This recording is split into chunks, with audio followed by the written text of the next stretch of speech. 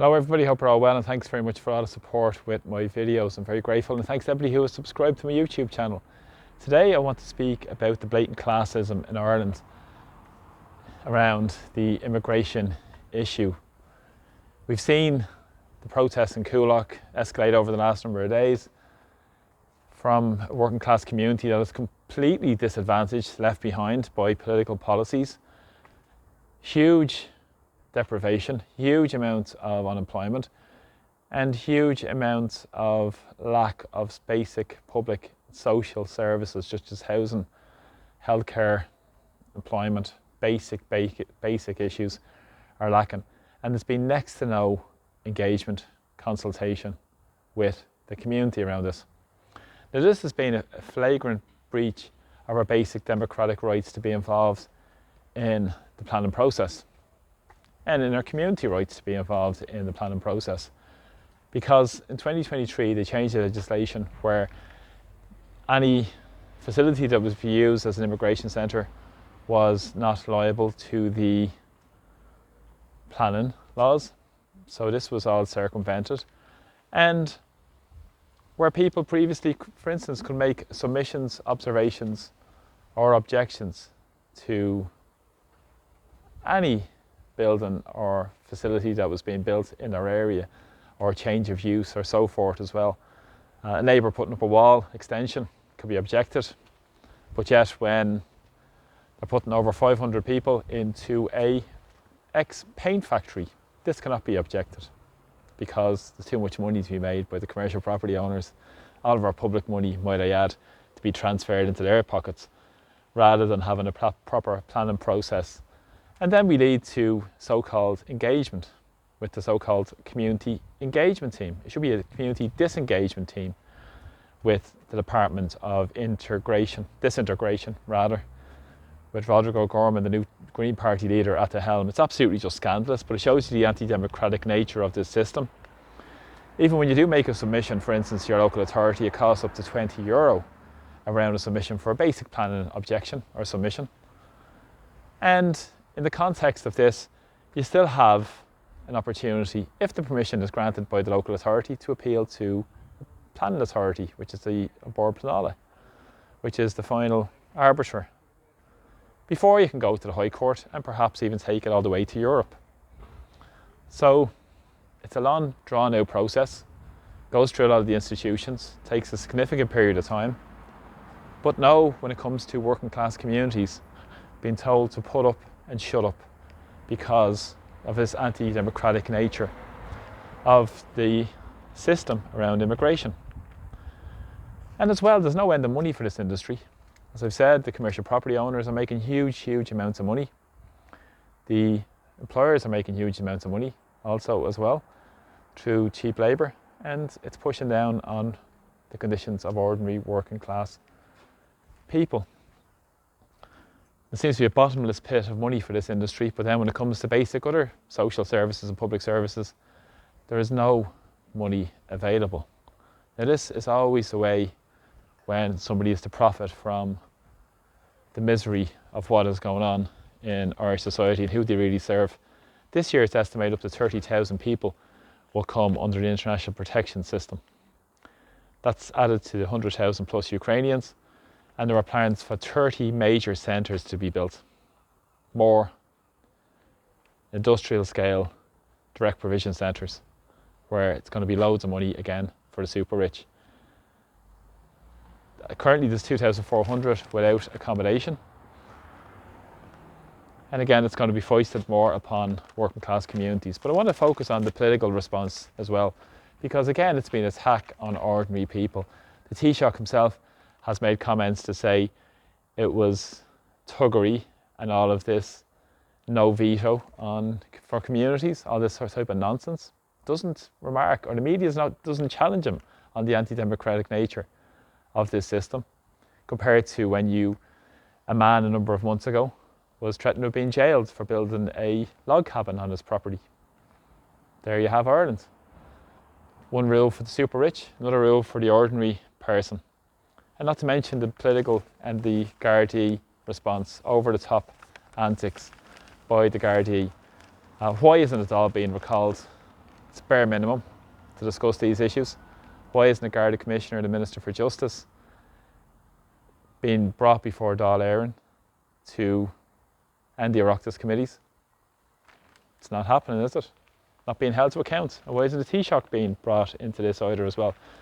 Now, it's interesting because the classism is clear to see. You can see this with people like Timmy Dooley of Fianna Fáil, the Clare TD, who has spoken about the stronger reaction and response to this in terms of using the army. Bringing the army into Coolock, he said. They need to be battle ready. The whole warlike elements of this is just stark, and it shows you how much trust has broken down in Irish society and the political establishment, and how out of touch they are, how much they serve the bureaucrats in Brussels rather than serving the interests of the people here in Ireland. He also said about a Warcannon should be deployed. He also said you have to deal with the risk, and he spoke about some criminals being high on cocaine. Isn't that interesting coming from Timmy Dooley? I'm sure many of his elite pals are very high on cocaine, as he likes to say. And he also says he has to be a show of strength on behalf of the state. So again, circumvent the democratic process, then attack working class communities, and then the answer is then, if they don't take it, bring the army and fire water cannons at people. This is Ireland 2024, would you believe it? Now, it shows you the ultimate classism that's going on in Irish society. It shows when people like O'Gorman has said there's a comprehensive accommodation strategy and they're working and delivering in various strands. When Helen McEntee, the Minister for Justice, says they're going to plough through regardless. This is their agenda. It's going to create more social unrest, more social upheaval, and who feels the fallout? Working class communities. And it's working class are basically at the helm of all this, at the forefront of all this, because it shows you the class system in society. Because even some of the commentary from some of the media has been whether such consultation would have halted the protests. Oh no, the consultation would not have halted the protest, it would have continued anyway.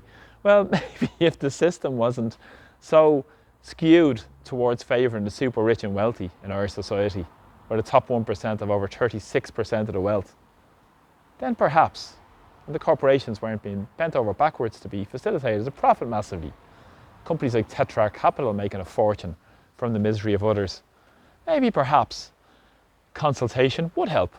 Maybe if people were listened to and people were part of the decision-making process, it would help. But this is the commentary coming from the so-called liberal, neoliberal media rather. And they also said it's a legal and moral obligation. But it was never a legal and moral obligation to deal with our own homelessness disaster and own housing disaster here in Ireland. That was normalised because of government policies and because it suits the big landlords who can evict at will and put people out in the streets. We need a system that puts the needs, the economic needs of people in our society first.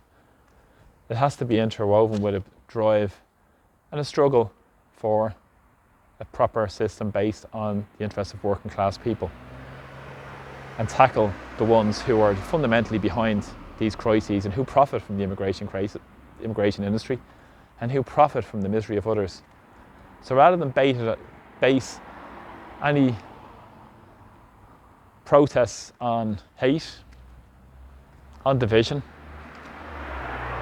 look at the political classes. We need to have policies that are brought forward by the people of the state. Policies around housing, policies around the health service, policies around immigration should derive from the people of the state. People have voiced their opinion in many, many polls to say there should be limits placed on the amount of migrants coming into Ireland. But again, this is being ignored, and now the political parties are going to be battle ready. This is absolutely disgraceful and very dangerous rhetoric being pushed out by a group of out-of-touch politicians who are driving us on the road towards authoritarianism and have even a totalitarian state where they'll decide who can say and what language they deem to be acceptable. So they claim it's disinformation and misinformation and absolute nonsense. Always look and follow the money to who benefits, who they represent, and who they serve. We need a country that serves the needs of people, a political system that serves the needs of the people, not just the wealthiest minority in society that's causing huge division and creating havoc in ordinary working class people's lives.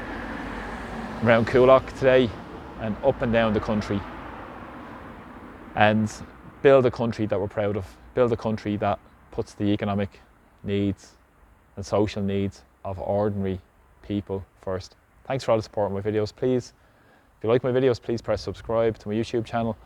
And thanks to everybody who supported me through buying me a coffee also as well. Very grateful. So from Dublin today, thanks for all the support. See you all soon. Slán. Bye bye.